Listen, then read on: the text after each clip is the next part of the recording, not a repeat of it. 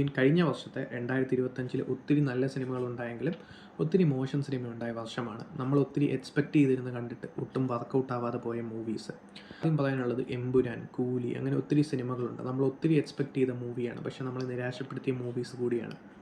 So അങ്ങനെ ചെറുതും വലുതുമായിട്ടുള്ള നമ്മൾ എക്സ്പെക്റ്റ് ചെയ്യാതിരുന്നിട്ടും കണ്ടിട്ട് നിരാശരായ മൂവീസ് ഉണ്ട്. സോ അങ്ങനെയുള്ള മൂവീസിനെ കുറിച്ചാണ് പറയുന്നത്. അതേഴ്സ് ഇതൊരു ഇൻവെസ്റ്റിഗേഷൻ മൂവിയാണ്. അതേഴ്സും അതുപോലെ തന്നെ തീയവർ കുലകൾ നടുങ്ക രണ്ടും ഇൻവെസ്റ്റിഗേഷൻ മൂവീസാണ്.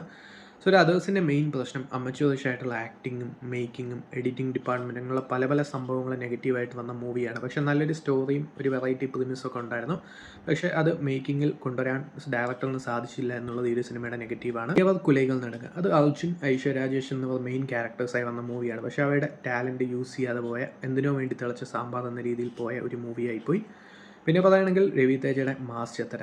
സോ ഒരു ക്രാക്ക് തന്നെയാണ് വീണ്ടും ഉദ്ദേശം തോന്നുന്നു. രവി തേജ ശ്രീലീല കോംബോ പിന്നെയും റിപ്പീറ്റ് ചെയ്തിട്ടും ആ ഒരു ധമാക്ക പോലെ ഒരു ബ്ലോക്ക് ബസ്റ്റർ ആവാതെ ഒരു ഡിസാസ്റ്ററായി മാറിയ ഒരു മൂവിയാണ്. പറയുകയാണെങ്കിൽ വിലായത്ത് ബുദ്ധ, പൃഥ്വിരാജ് അതുപോലെ തന്നെ കുറേ ആക്ടേഴ്സ്, പൃഥ്വിരാജ് ഷമ്മി തിലകൻ കോംബോ, ആ ഒരു കോംബോ വന്ന ഒരു മൂവിയാണ്. ഫസ്റ്റ് ഹാഫ് അത്യാവശ്യം നല്ലതായിരുന്നെങ്കിലും സെക്കൻഡ് ഹാഫിലെ കുറേ സംഭവങ്ങൾ സിനിമയെ നല്ല രീതിയിൽ വർക്കൗട്ട് ആവാതെ കൊണ്ടുപോയിട്ടുണ്ട്. അതല്ലാതെ തന്നെ സിനിമയുടെ നീളവും സിനിമയ്ക്കൊരു പ്രശ്നം തന്നെയായിരുന്നു. പിന്നെ പറയുകയാണെങ്കിൽ ചിലർക്കൊക്കെ വർക്കൗട്ട് ആയ മൂവിയാണ് ഡ്യൂഡ്, ചിലർക്ക് വർക്കൗട്ട് ആവാത്ത മൂവിയാണ്. എനിക്ക് വർക്കൗട്ട് ആയില്ല.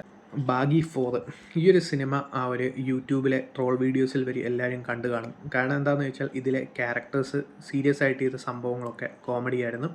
സോ ഓരോ പാർട്ട് ബാഗിയുടെ ഇറങ്ങലും എല്ലാം റീമേക്കാണ്. ഫസ്റ്റും സെക്കൻഡ് പാർട്ടും അത്യാവശ്യം കൊള്ളായിരുന്നു. പക്ഷേ തേർഡ് പാർട്ടും ഫോർത്ത് പാർട്ടും അവർ റീമേക്ക് ചെയ്ത് കുളമായിപ്പോയി എന്ന് പറയാതെ വയ്യ. അല്ലെങ്കിൽ കരം, വിനീത് ശ്രീനിവാസൻ ഡയറക്റ്റ് ചെയ്ത കരം, ആ ഒരു മൂവി ഒരു ആക്ഷൻ മൂവിയാണ്. സോ ഒരു ഹോളിവുഡ് സ്റ്റൈലിലുള്ള ഒരു ആക്ഷൻ മൂവി എടുക്കാൻ നോക്കിയതാണ്. പക്ഷേ മ്യൂസിക് ആണെങ്കിലും ആ ഒരു ആക്ടിങ് ഡിപ്പാർട്ട്മെൻ്റ് ആണെങ്കിലും ബാക്കിയുള്ള സംഭവങ്ങളാണെങ്കിലും എവിടെയും ഒരു ആക്ഷൻ മൂവിയുടെ എസൻസ് ഫീൽ ചെയ്യാത്ത രീതിയിലുള്ള ഒരു മൂവിയായിരുന്നു കരം. അതുപോലെ തന്നെ വാർ 2, Hrithik Roshan junior NTR combo ആദ്യം ഒന്നിക്കുന്ന ഒരു മൂവിയായിരുന്നു വാർ 2.